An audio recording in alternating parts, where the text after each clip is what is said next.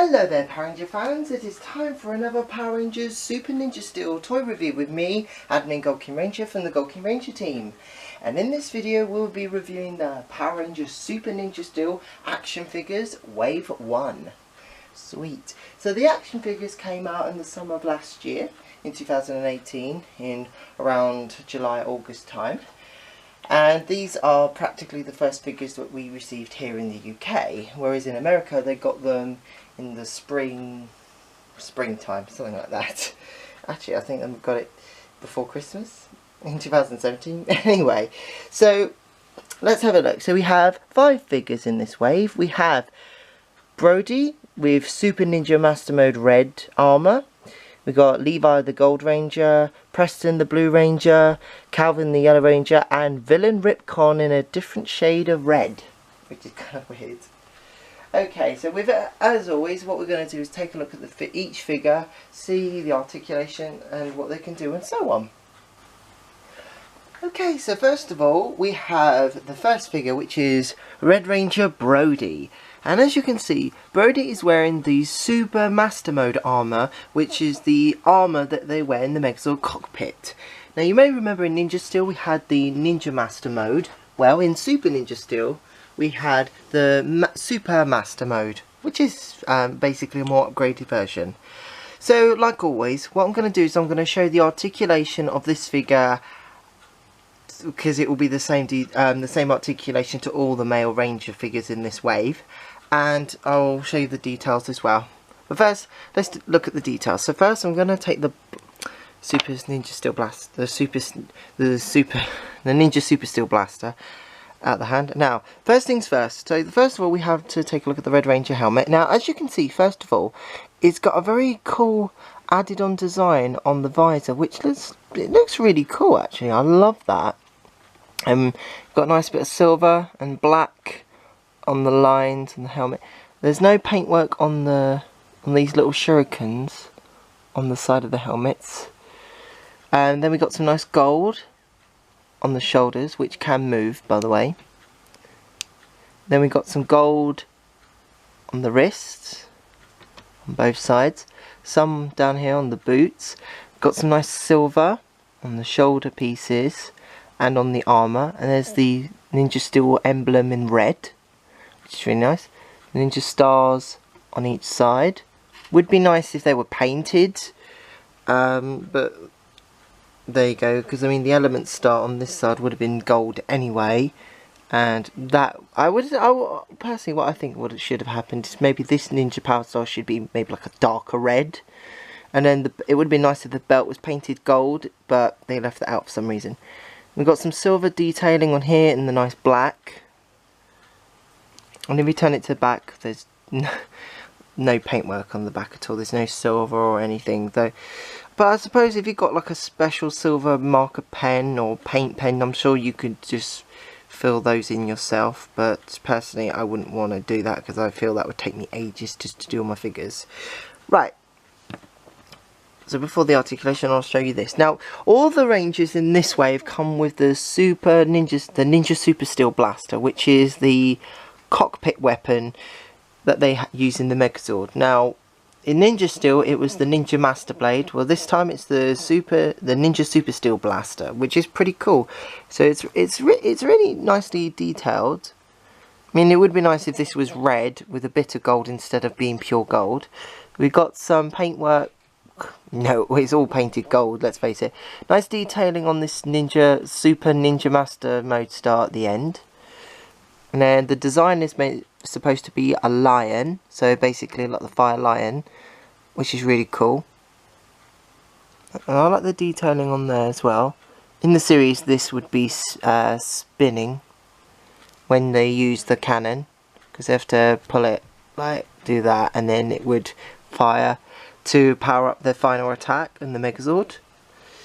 Now, as for articulation, so here's the articulation for all the male Rangers in all the Ranger figures in this wave. So the head can move left, well, sort of left to right, but because of this, you can't really move it that far.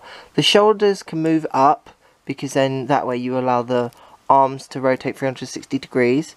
The elbows have a bend joint here, The wrist can move as well, 360 degrees, so that means all around. And it also has a ratchet, sort of like a almost ratchet joint on here. Well, I don't know if you can call it that, but basically it allows you to pose the figure in a certain way, which is pretty cool. Now, as for the legs, you can push the leg up, bend it, or if you wanted to, you can do the splits, like so. So that's all the articulation for all the figures, so I don't need to show you all the articulation for all of them. It's just better to do just this one. Okay, so that's Red Ranger Brody. Let's move on to the next one, which is Blue Ranger Preston. Okay, so figure number 2 is Preston the Blue Ranger. So let's have a look at the detailing on this figure and so on. Okay, so as you can see straight away. Now, if we look at the helmet this time on the Blue Ranger, you can see that the helmet visor design is a little different. There's a little added blue detailing. I think you can see that, yeah. I don't know if you can see it on your screens, but on my camera screen I can see the blue. So it's like, sorry, it's like all up here and here and here. And I think there's a bit down there as well. It looks pretty cool regardless of anything, so it looks really cool. I do love the Ninja Master Modes figures, it's really cool. And I bet this Super Ninja Master Mode would be really cool to cosplay as. So, nice blue, and the blue and the emblem, some gold on the shoulders and on the wrists and a bit on the boots as well. Silver, no painted stars again, no gold or dark blue or whatever. No paintwork on the back, but again, same articulation as the Red Ranger, and there you go. So, there we go. Well, it's still really cool. I mean, if you're a fan of Blue Ranger Preston, then this is fine. Okay, now it's time for figure number 3, Calvin the Yellow Ranger. Okay, so here's figure number 3. It's Calvin the Yellow Ranger. Now, of course, let's have a look at the detailing on this figure. So, as you can see, the helmet visor on this Ranger is, again, very different because the emblem on the helmet is different to red and blue. And as you can see, it's actually really cool. I like the way they've added the yellow detailing on the visor on this Ranger figure, which is pretty cool. And there's a nice silver and gold, yellow emblem again, silver and gold along the boots, gold on the wrist, which is really cool, and again same articulation like so. So you could probably pose him in some pretty cool poses and stuff. So see if I can get him in a cool pose for you guys. I mean, unfortunately these figures are not very easy to pose, unfortunately, so I'll try and do now. It's like old figures used to be able to pose them really well, but it's like, because I think it's the armour that makes it too heavy to pose it in with the legs, but it doesn't matter. Well, that's the Yellow Ranger. Now let's move on to figure number 4, Levi the Gold Ranger. Okie dokie, rock and roll fans, here's Levi Weston, the Gold Ranger. Woohoo! Well, he's country. Well, he's more of a country singer than a rock and roll singer, but there you go. My bad. Okay, so let's have a look. Okay, so first of all, very nice gold indeed. I do like this gold on his suit and the gold on the emblem. On the visor, I love that it's a star, hence why this is one of my favourite Gold Rangers, because I love that his weapon in the series is the Rockstorm Guitar Blaster. So it's a sword and a blaster, which is what I love this Gold Ranger. The visor, the design on the visor looks really cool. I like that. And we've got some pretty cool detailing with the blue on the sleeve and then the gold on here. So that's what makes Gold Ranger different, is the different colours on the sleeves. So it's nice to see he has blue. So because gold and blue I feel go nice together. Same articulation as red, blue and yellow. And the head as well. And the same with the paintwork, there's no paintwork on the back, and he has the Super Ninja Steel Blaster as well.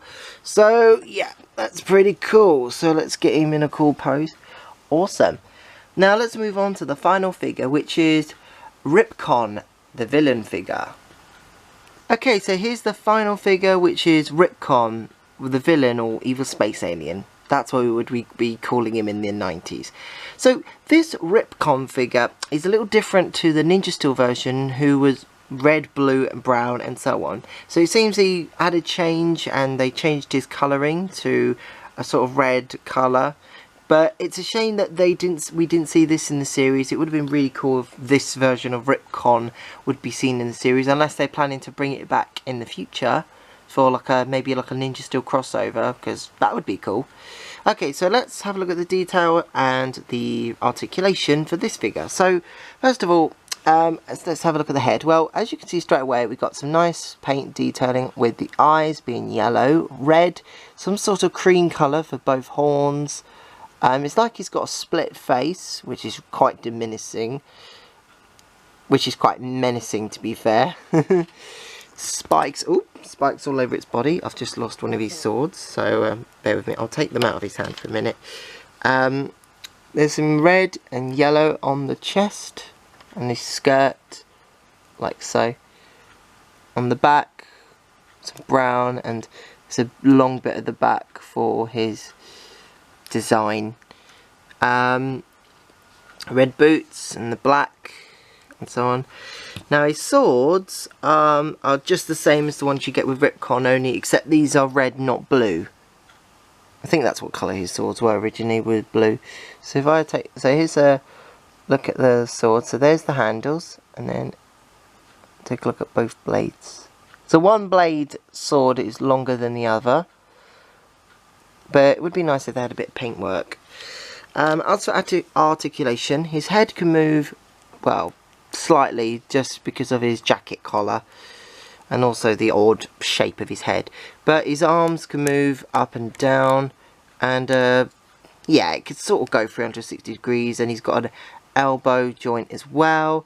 There's no wrist turning here, which is unfortunate, because it would have been cool to get him into really cool, I think you can still get him in some cool poses regardless. Again here, his legs, you can sort of push it forward, and then you can just bend his legs like so, so you can make it like he's running away from the Red Ranger. So let's see if I can get him in a cool pose. So let's put the sword in his hand. Sorry, I went off screen for a second. It's a habit I need to try and get out of. Okay, there we go. There's a cool pose. There we go. Right. So the time has come to wrap up this review and finish up. Oh, well, that's it for this review. I hope you guys enjoyed watching it just as I had much fun making it. As always, please remember to like the video, share the video, comment below, because as always, Ranger fans, your feedback is always important to us. And most importantly, hit that subscribe button, because you don't want to miss all the upcoming videos we have coming this year in 2019. It's very exciting. Ooh, we're so excited. Right, well, I hope you guys have a really fantastic Super Ninja Steel day, and may the power protect you, and I'll see you all very soon. Bye bye, Ranger fans.